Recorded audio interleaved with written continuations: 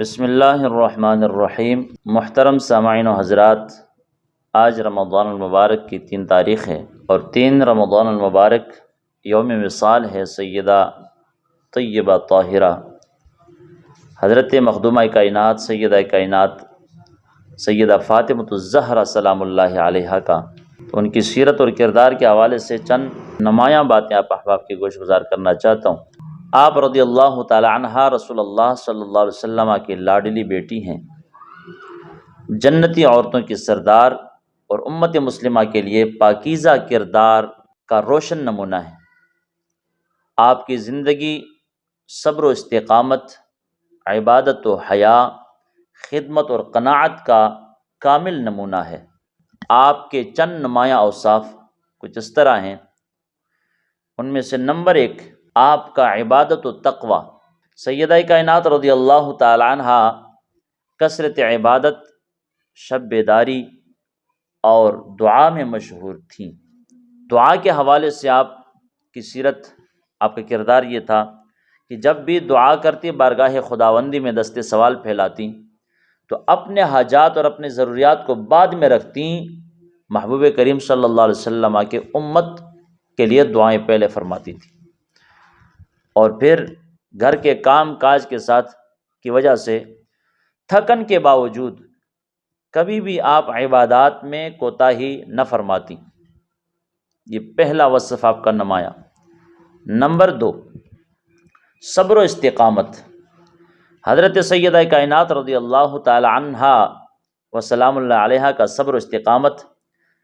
کچھ اس طرح ہے کہ مکہ کے سخت دور میں بھی آپ نے سخت تکالیف برداشت کی،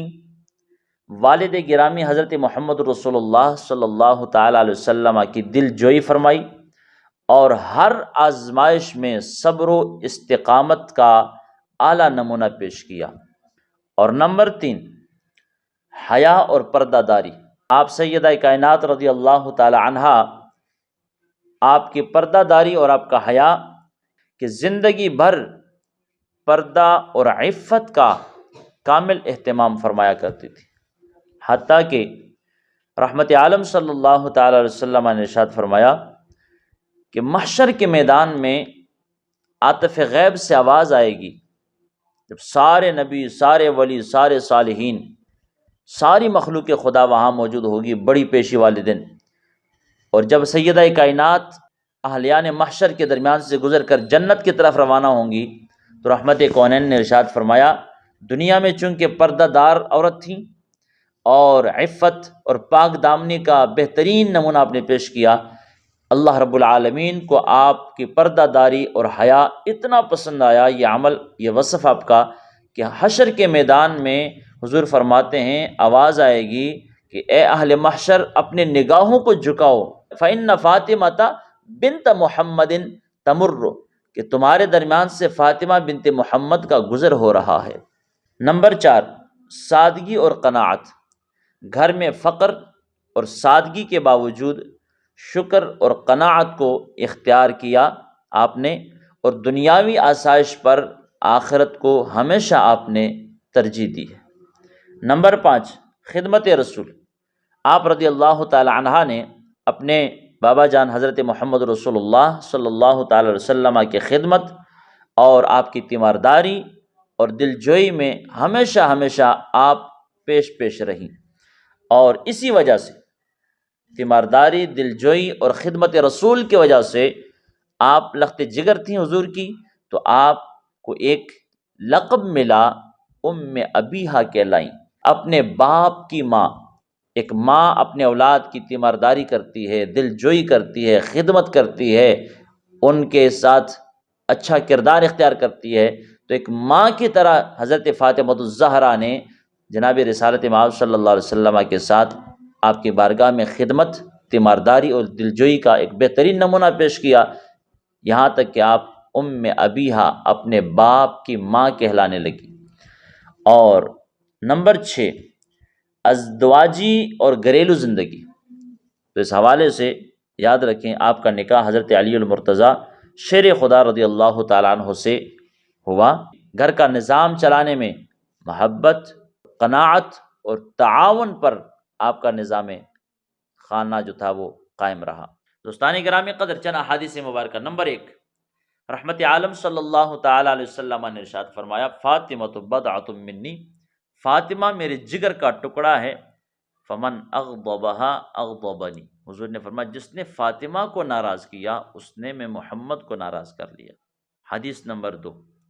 بخاری مسلم کی حدیث سے سرکار دو عالم صلی اللہ تعالی علیہ وسلم نے ارشاد فرمایا، فاطمہ تو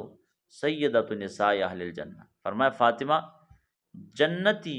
عورتوں کی سردار ہیں۔ سبحان اللہ، کیا شان ہے سیدہ کائنات کی، کیا مقام اور مرتبہ ہے سیدہ کائنات کا۔ اور نمبر 3،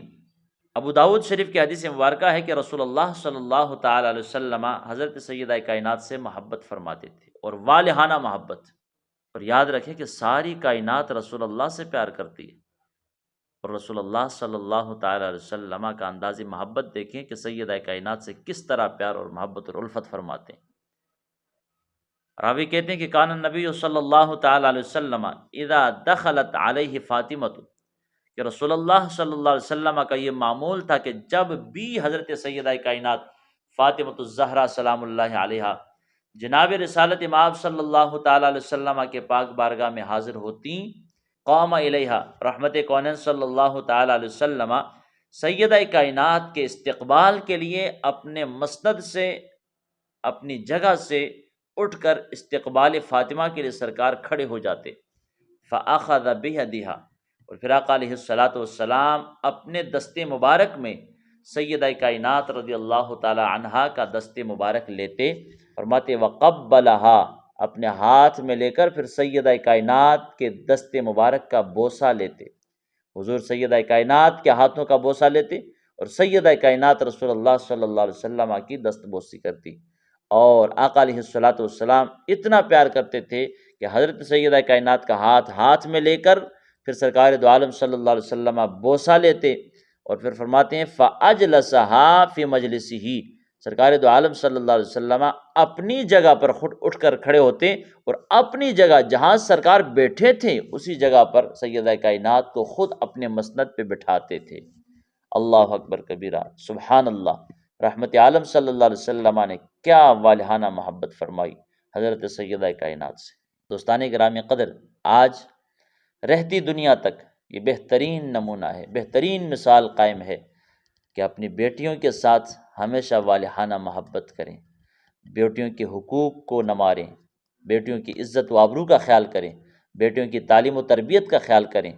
اور بیٹیوں کی صحت و تندرستی کا خیال کریں، بیٹیوں کے حقوق کو پامال نہ کریں، بیٹیوں سے محبت کریں۔ رحمت کونین کی سنت بھی زندہ ہوگی اور آخرت بھی رب کریم اپنے فضل سے روشن فرما دے گا۔ حدیث نمبر 4، رحمت کونین صلی اللہ تعالی علیہ وسلم نے ارشاد فرمایا، احب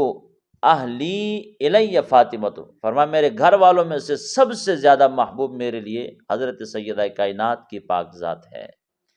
اور پھر رحمت عالم صلی اللہ تعالی علیہ وسلم کی حدیث نمبر 5 فرماتے ہیں کہ انکی اول اہل بیتی، اے فاطمہ آپ وہ پہلی